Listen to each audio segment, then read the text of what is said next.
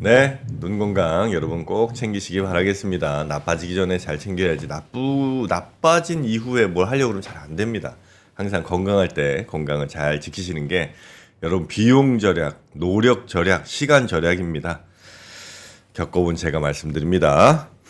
자, 그러면 우리 권순우 취재팀장과 함께 오늘도 기업 이거 괜찮나? 뭐 요 시리즈를 한번 좀 해주시는 것 같은데 일단 모셔보겠습니다. 권순우 팀장님 어서 오십시오. 예, 안녕하세요. 3프로TV 권순우 취재팀장입니다. 네, 반갑습니다. 우리가 이제 괜찮나 시리즈를 할 때는 문제에 대한 진단을 하잖아요. 네. 그 회사가 이런 과정을 거쳐서 이런 상황에 돼 있다.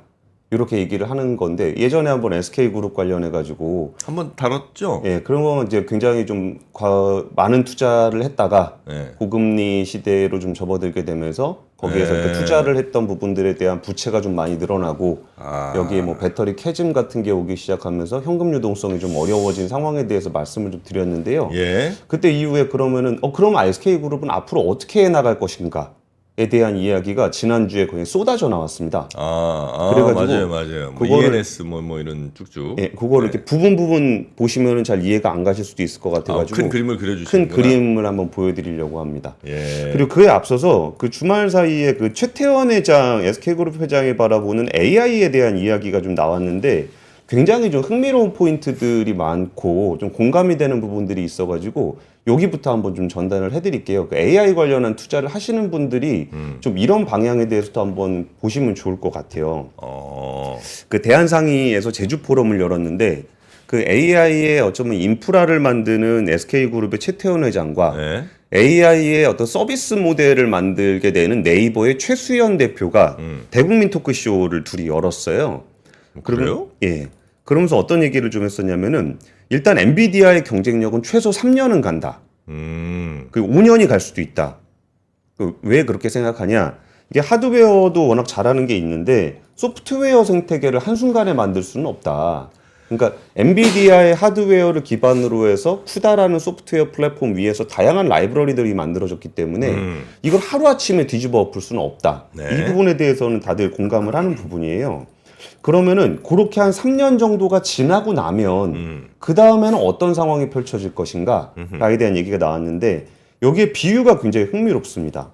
골드러시의 비유를 했어요. 골드러시. 예, 19세기 근강에 사람들이 몰렸을 때 네. 누가 돈을 벌었죠? 그 청바지랑 사파는 맞아요. 네. 곡괭이랑 청바지 팔던 네. 리바이스 이런 데가 돈을 벌었잖아요. 예. 그거를 똑같이 얘기를 하면서 AI라는 금광을 캐게 됐는데 도구를 파는 사람들이 좀 돈을 많이 벌게 되고 그 도구가 바로 이제 엔비디아의 GPU인 거예요. 그러면서 SK의 전략도 곡괭이를 팔아서 돈을 버는 것이다 라는 건데 3년이 지났을 때도 누군가가 금을 계속 캐줘야 된다라는 거죠. 그렇겠죠. 예. 금 캐는 사람들이 있어야 팔리는 거니까. 맞아요. 예. 그리고 금을 캐는 사람이 있고 또 금을 또 쓰는 사람이 있고 그렇게 돼야 된다라는 겁니다. 근데 그 부분에서 AI로 돈을 벌어내는 모델이 뭔지 정확하게 나오지 않았고 그때 이후에 돈을 지불하는 기업이 없다면 엔비디아의 세상이 아니라 다른 칩이 필요할 수도 있다. 그러니까 조금 더 이렇게 좀 효율성 높은 네, 그냥 네, 최고 네, 성능뿐만 아니라 효율성 높은 칩이 필요할 수 있다라는 거고 그렇죠. 예, 그런 얘기들을 하면서 엔비디아 칩이 좋기는 한데 네. 그거보다는 조금 더 저렴한 칩을 만들어서 쓰고 싶은 지금 제일 그 엔비디아 칩을 많이 쓰는 데가 뭐 애저를 운영하고 있는 마이크로소프트라든지 아니면은 AWS를 운영하는 아마존이 이 칩을 사고 있잖아요. 네. 거기서 자기 칩을 쓰게 될 수도 있다라는 좀 얘기를 하고 있고요. 그리고 또 하나가 이게 반도체를 계속 만드는데 네. 이게 뭐 많이 팔리니까 좋기는 한데 네. 이거를 만들어서 파는 거보다 번 돈보다 투자를 더 많이 해야 된다라는 게 좀 고민이다. 지금 이제 HBM3나 뭐 이거 이제 비싼 돈 받고 잘 팔고는 있는데 예. 이거만 잘 만들라니까 돈이 너무 많이 들더라. 맞아요. 그리고 아까 전에 그러면은 금을 누군가는 계속 해줘야 되고 금을 팔아야 이게 돈이 돌잖아요. 네. 그렇게 되면은 배터리 같은 캐즘이 올 수 있다. 그러면 이제 AI 쪽도 한참 열심히 이제 만들어서 잘 나갈 것 같은 기대에 막 쫙 가다가도 그게 이제 못 따라주면 소비가 못 따라주면 중간에 좀 자칫하는 이런 순간이 온다는 거군요. 그쵸, 그쵸. 뭐 그건 충분히 그럴 수 있을 것 같긴 네, 한데. 배터리도 지금까지 전기차로 전환될 거라고 생각해가지고 엄청나게 많은 투자를 했잖아요. 네네네. 근데 거기서 좀 캐즘이 온 것처럼 할 수 있는 게 있고, 여기서 아까 전에 박병창 이사님이 잠깐 설명하셨던 그 얘기가 나온 겁니다. 미국 정부가 보조금을 안 준다면 전략 방향을 재검토할 수도 있다. 아, 그러니까 번 돈보다 투자해야 되는 돈이 더 큰데 여기서 캐즘이 올 수도 있을 때 그럼 정부가 여기에 어떤 그 마중물 정도를 넣어줘야 이걸 넘어갈 수 있다라는 거죠. 근데 그게 좀 전제가 안 된다 그러면 투자를 좀 재검토할 수 있다라는 얘기를 좀 했던 겁니다.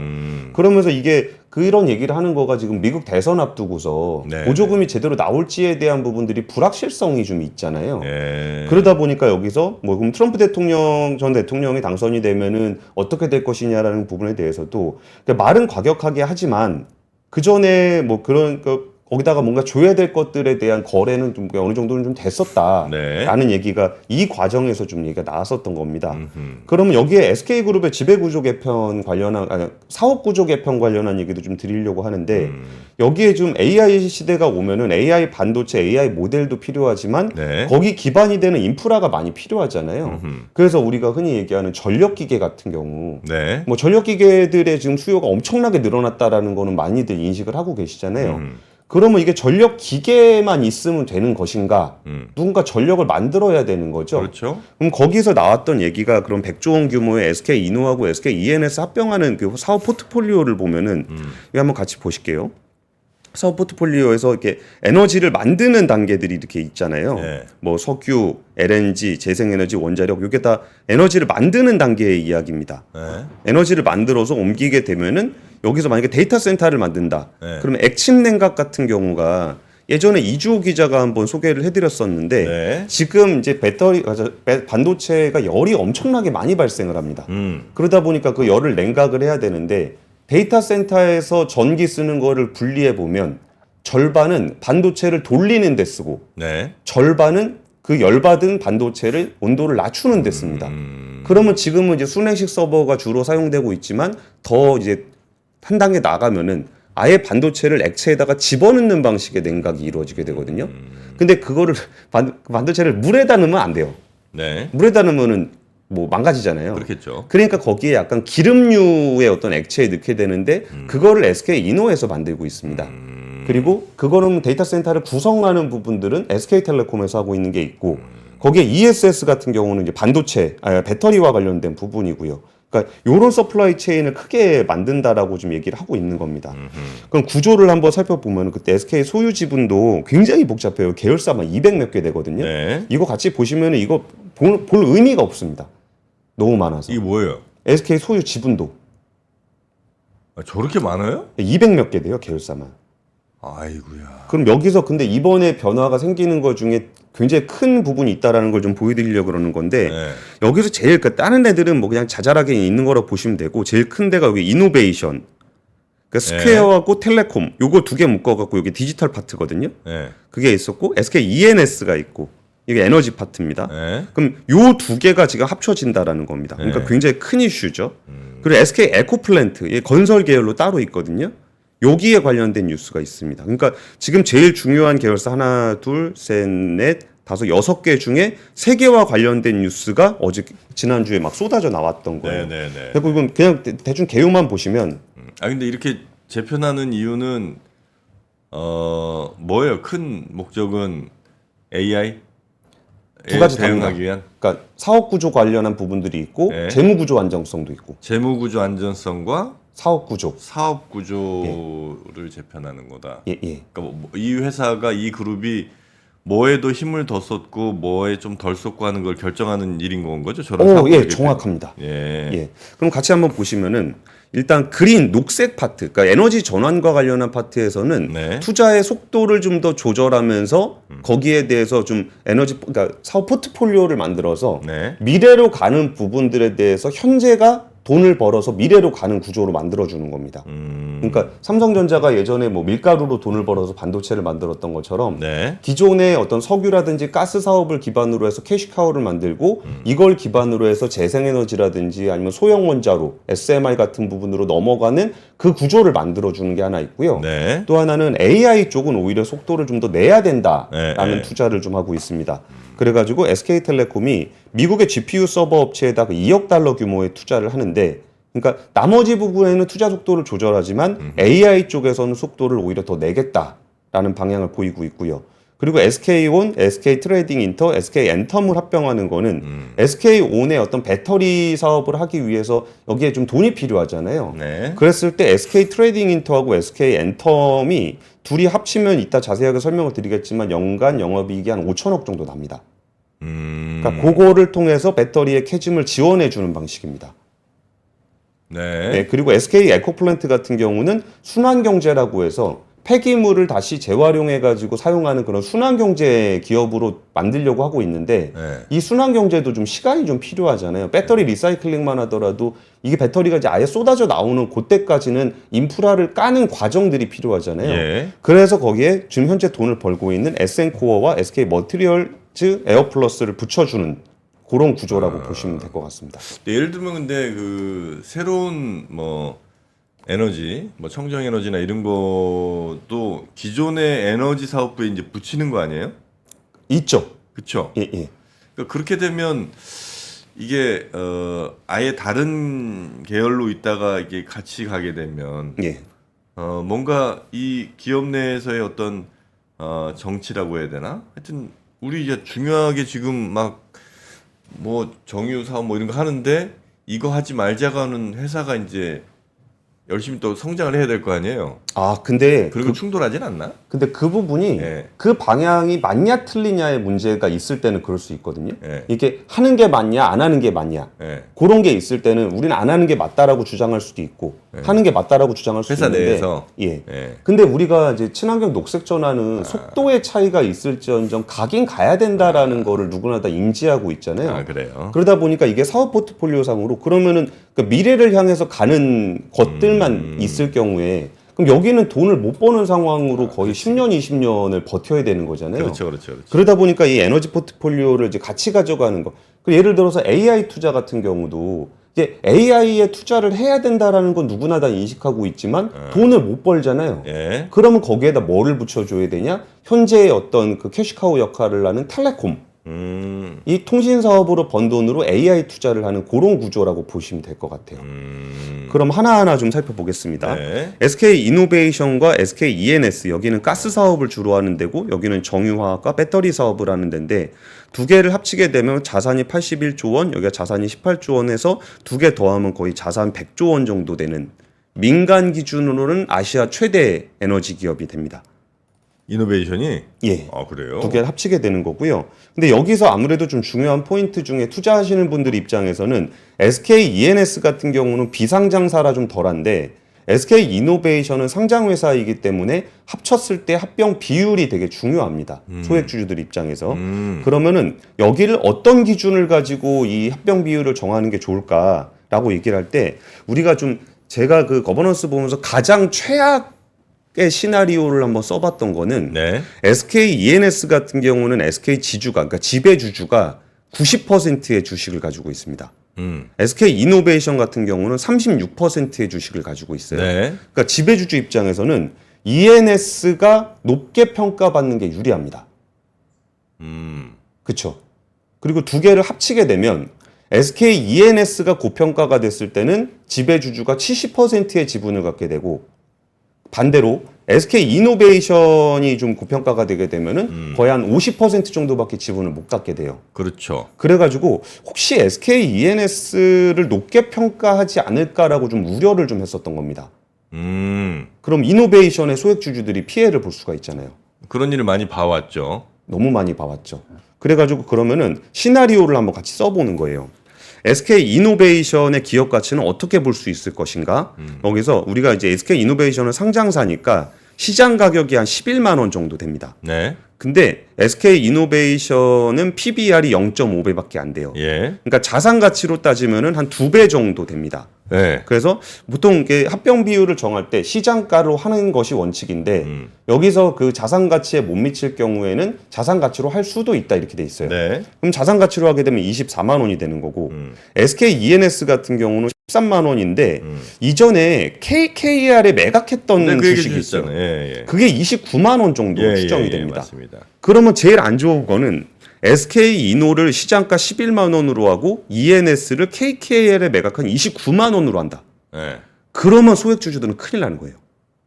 짜증나죠. 짜증나죠. 그러면 이제 지배주주 입장에서는 그러니까 전체 나중에 SK 통합 이노베이션 합병된 SK 이노베이션의 주식을 70%를 가질 수 있는 시나리오가 되는 거예요. 근데 그렇게 안 하고 여기는 SK ENS는 이거 KKR 매각 가격을 인정하지 않았습니다. 네. 그러면서 뭐라고 좀 설명을 했었냐면은 아니 그게 뭐 매번 거래됐던 가격도 아니고 이게 뭐 그 전에 RCPS에서 뭐 이런저런 옵션도 좀 있었고 그러니까 이거를 KKR 매각한 가격으로 하는 거는 기업 가치를 제대로 설명하지 못한다라고 얘기하면서 외부 평가 기관의 어떤 공정가치 평가를 받았던 가격 13만 원으로 하면서 1대 1.19라는 합병 비율을 하게 된 겁니다. 그 비율이 그래서 나온 거군요. 예, 예. 그렇게 나온 거고. 근데 이거는 조금 어려울 수도 있는데 이것도 되게 중요한 포인트입니다. 네. 여기서도 꼼수가 있을 수가 있거든요.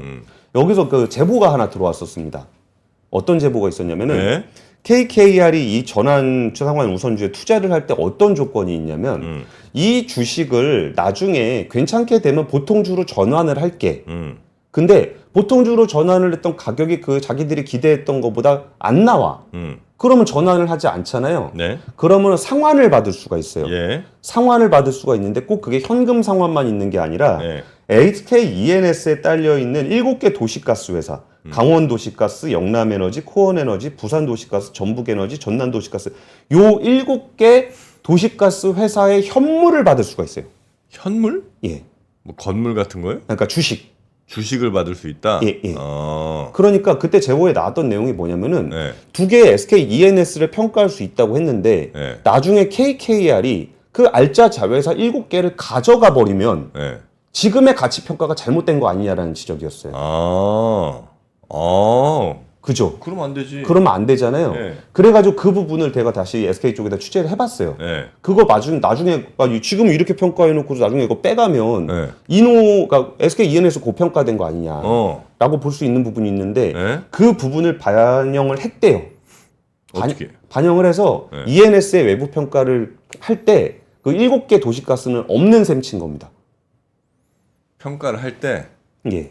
그럼 가져갈 수도 있긴 있는 거예요? 그렇죠. 가져갈 수도 있죠. 근데 어쨌든 그거 평가는 하지 않았다. 그러니까 가져갈 수도 있으니까 네. 그거는 빼고 계산을 했다는 거예요. 그래요? 예. 예. 그리고 이것도 많은 분들이 질문을 해주신 부분들에 대해서 그러니까 합병비를 산정할 때 그거를 뺐다라고 얘기를 하는데 이게 뭐 표현은 어렵습니다. 뭐 현물 상환 자산의 금액을 차감해서 계산했다. 뭐 이렇게 좀 설명을 하고 있는데 이게 뭐 그런 얘기입니다.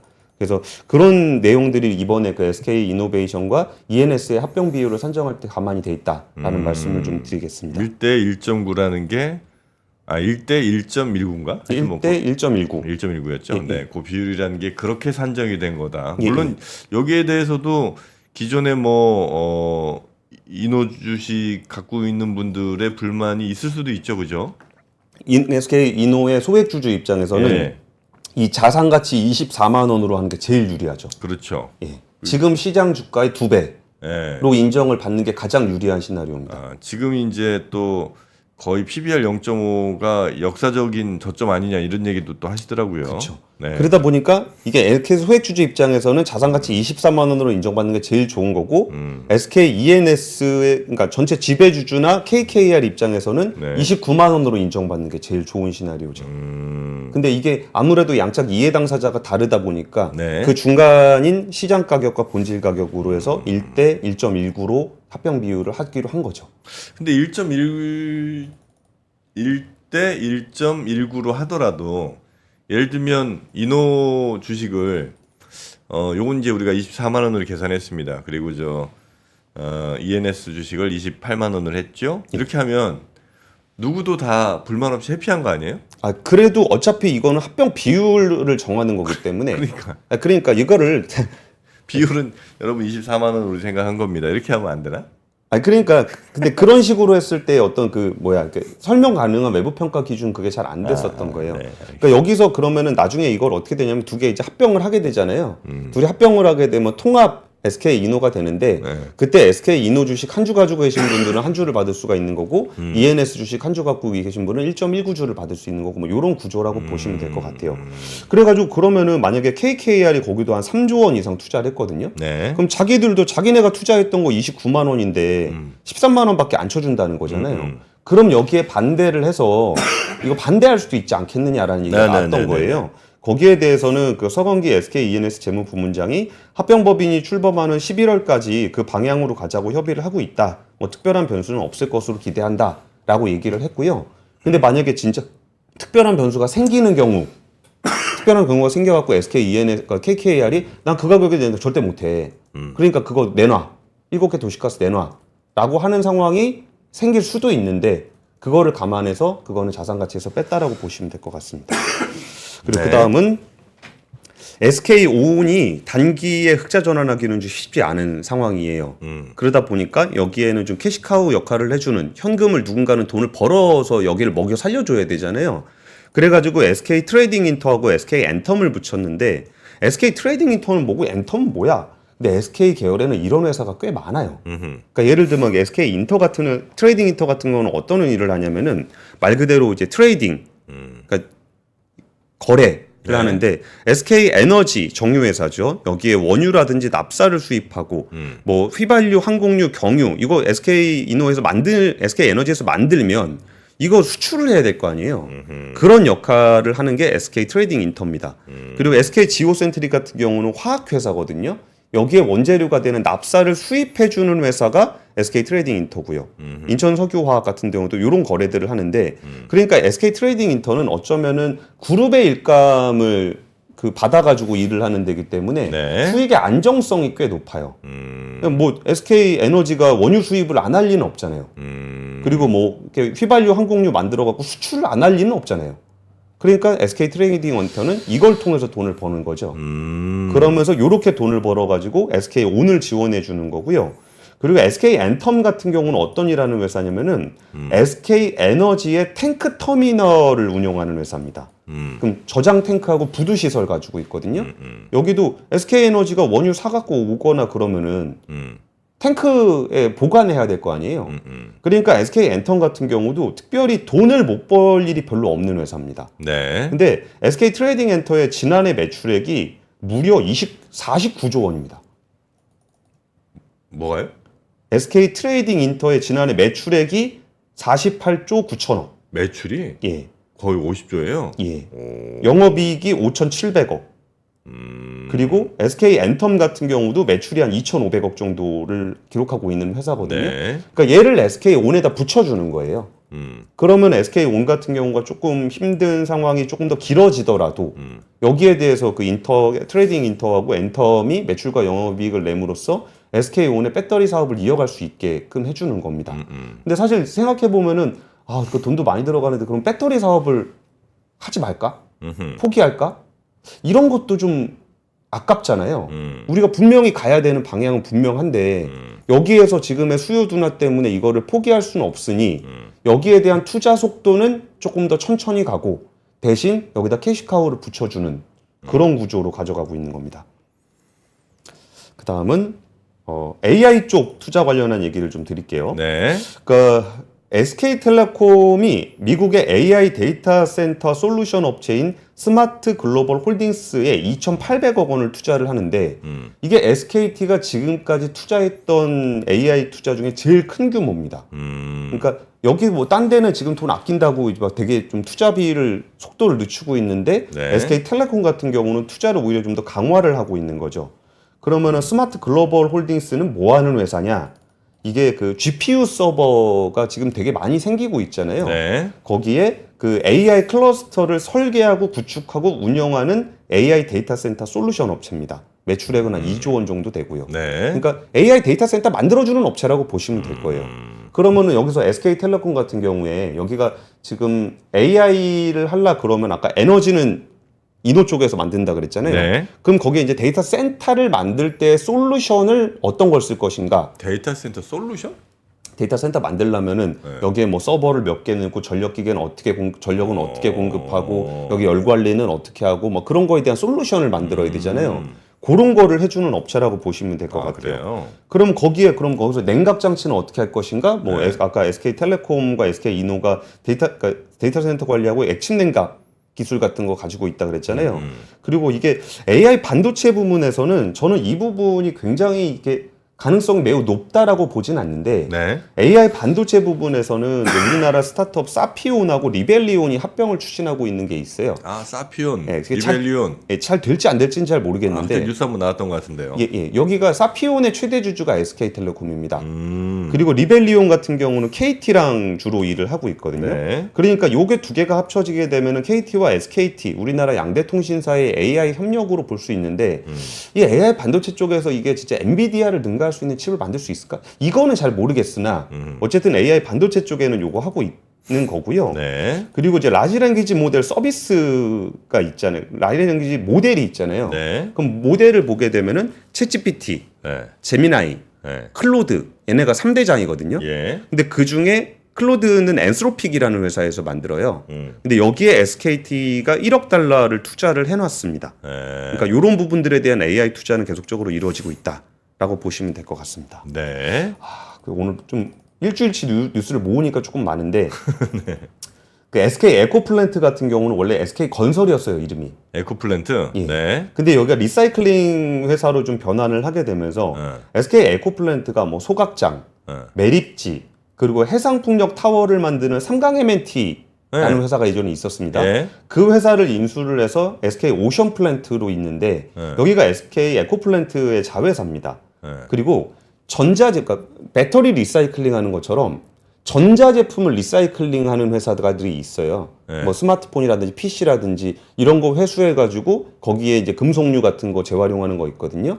그러면 사실 배터리 리사이클링 때 제일 중요한 게 이 피딩을 받는 네트워크입니다. 거점들. 네. 어디서 이거를 수거해 올 것인가. 여기에 글로벌 한 30여 개 정도의 거점을 30개인가 40개인가 거점을 가지고 있는 말레이시아의 테스라는 회사가 있어요. 그 회사를 또 SK 에코플랜트가 인수를 했거든요.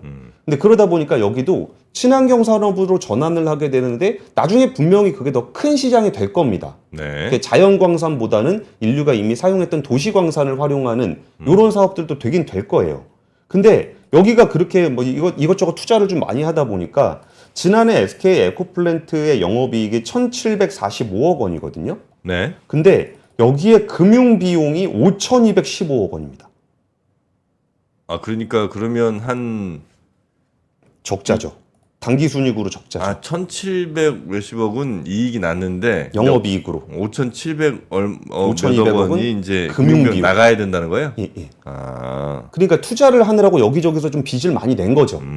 그러다 보니까 여기가 이제 적자를 기록하다 보니까 SN코어하고 SK 머티리얼즈 에어플러스라는 자회사를 SK 에코플랜트 밑으로 넣어준 거예요. 네, 네, 네. 그 작업인데 그럼 SN코어는 뭐 하는 회사냐? 이거 램 쓰시는 랩이나 랜드 쓰시는 분들 알 건데 요거 옛날 보신 적 있습니까? 클레브 T1 롤팀이에요. 롤팀. SKT T1 저 가운데가 페이커. 아, 맞죠? 그 사람. 예, 예. 이 클레브인데 이 클레브가 SN코어의 브랜드 이름입니다. 그러니까 이게 우리가 디램이나 낸드를 네. 그 생짜로 팔지 않거든요. 네. 그럼 예를 들어 디램 같은 경우도 이렇게 모듈화 시켜가지고 뿅뿅뿅뿅 달려 있는 게 있고 네. 낸드 플래시 같은 경우도 예를 들어서 USB 네. 그렇게 팔거나 아니면 SSD 외장하드 이렇게 팔잖아요. 네. 그럼 모듈을 만드는 회사입니다. 거기가 SN코어라는 네네네, 회사고 거기가 지금 T1 여기 클레브라는 브랜드가 SN코어의 브랜드 이름입니다. 근데 광고는 이번에 이렇게 했었고요. 그리고 SK 머티리얼즈 에어플러스 같은 경우는 산업용 가스를 만드는데 산업용 가스 같은 경우는 질소, 산소, 아르곤 이런 것들이 보통 반도체 공장에 많이 들어갑니다. 그러니까 이 회사도 보통 하이닉스나 이런 쪽이랑 거래를 하기 때문에 꽤 돈을 따박따박 잘 버는 회사예요. 네. 그러니까 요 두 개를 SK 에코플랜트에 붙여줌으로써 그 미래 사업이라고 할 수 있는 순환 경제 쪽으로 갈 수 있는 기반을 좀 만들어 주는 거죠. 그래서 그런 구조를 만들어 주는 작업이 지난주에 정말 쏟아져 나왔다라는 네, 네. 얘기로 한번 좀 정리를 해봤습니다. 네. 자, 이렇게 SK가 지금 지난주에도 뭐 사업 재편, 뭐 그룹 재편 관련된 이야기가 많이 나왔고 앞으로 무슨 사업을 어떻게 할 것이냐, 어디에 더 힘줄 것이냐 이런 얘기들이 이제 많이 나와서 그걸 이제 총정리를 한번 좀 해주신 건데, 그렇죠. 그러면 굳이 뭐 따져보자면 주주들도 이제 SK 계열사들 많이 갖고 계실 거 아니에요. 뭐 저 지주회사 갖고 계신 분도 계시고 뭐 많이 계실 텐데. 이런 사업 재편이 일어나고 되면 조금은 그래도 기대를 좀 해볼 부분이 있는 건가? 왜냐면 이제 제 아는 분 중에 하나가 그 SK 저 지주사 그거를 산 지가 좀 됐거든요. 아, 예전에 한참 전에. 괜찮을 때. 그래서 막 이를 갈고 있는 분이 있습니다. 근데 그게 제가 근데 그때 얘기했던 거는 좀 과한 측면이 좀 있었던 것 같고. 그러면 최근에 우리가 이전에 우리가 괜찮나 시리즈의 SK를 다뤘을 때 SK 야 이게 지금 괜찮을까? 이 정도로 많이 투자를 해가지고 여기가 좀 돈이 좀 많이 부족하고 재무 구조가 좀 힘든데 그래갖고 신용 등급도 많이 떨어졌는데 이러면 괜찮을까? 라는 것에 대한 우려를 제기를 했을 때 SK가 이렇게 사업 재편을 하면서 시장에다 다시 보여준 거잖아요. 그럼 우리가 이런 식으로 접근을 해서 그동안 시장에서 이런 재무에 대한 우려를 했던 부분들을 우리가 한번 불식을 시켜 보겠습니다라고 해서 사업 재편을 한 거잖아요. 네. 그러면 이 내용을 보고서 이제 시장에서 평가를 하는 문제인 것 같아요. 아, 그러면은 우리가 뭐 우려했던 이 캐즘을 어떻게 이겨낼 수 있을까에 대한 부분들을 걱정을 하다가 여기서 안을 이렇게 제시를 한 거죠. 우리가 한번 이렇게 극복을 해보려고 합니다. 라고 했을 때 그러면 시장에서 그걸 보고서 다시 평가가 이루어지지 않을까 싶어요. 네, 알겠습니다. 근데 분명히 우려되는 부분이 있는데 네. 그걸 회사에서 아무것도 안 하고 있으면 그것도 문제잖아요. 그 주가 막 간다고 했던 게 혹시 SK 주식회사였나요 그때? 막 200 간다 뭐 이런데. 아, 그쵸. 거기가 SK 지주 맞죠? 네, 파이낸셜 스토리. 아, 맞죠? 예. 그래. 그래서 그때 막 실망했다고. 그러니까 그때 막 엄청 투자 많이 했었잖아요. 네, 그 맞아요. 투자 많이 했다가 그 투자한 거 중에 고금리 시대가 오면서 좀 회수가 잘 안 되고 그랬던 부분들이 있잖아요. 네. 그러다가 이제 야 그럼 재무적으로 너무 힘들어지는 거 아니야? 그런 상황까지를 업데이트 드렸던 거고 거기에 대한 답이 이렇게 이제 SK가 사업 재편 이렇게 해보겠습니다. 라는 뉴스까지 이제 업데이트를 해드린 겁니다. 알겠습니다. SK가 이런 쪽으로 방향을 정했고 또 그 시장에서 평가를 또 받아야 되는 거니까요. 그쵸. 네.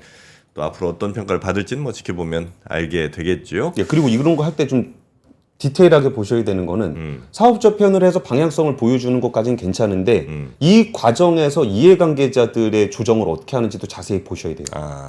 그래서 아까 합병 비율은 좀 더 상세하게 좀 설명을 드렸던 거고. 알겠습니다. 자, 오늘도 아주 복잡한 내용일 수 있는 거 또 잘 정리해 주신 우리 3프로TV 권수. 이거 앞으로도 많이 나올 거예요. 아, 그래요? 지금 이게 제일 큰 거는 지금 나왔는데 네. 뭐 예를 들어서 뭐 11번가 어떻게 할 거냐, 뭐 무버 어떻게 할 거냐, 네. 뭐 이런 얘기들도 계속 나올 거거든요. 그래서 그런 부분들은 이제 나오면은 그때 딱 뉴스3이라든지 뉴스룸을 통해서 전해드리도록 하겠습니다. 알겠습니다. 권 팀장님 고생 많으셨고요. 네, 내일 아침 뵙겠습니다. 예, 감사합니다. 네, 고맙습니다. 박근영, 이선영, 서경인, 염승환 투자 마스터들의 세심한 케어로 건강한 투자 습관을 만드세요. 3프로 멤버십 3프로 앱에서 확인하세요.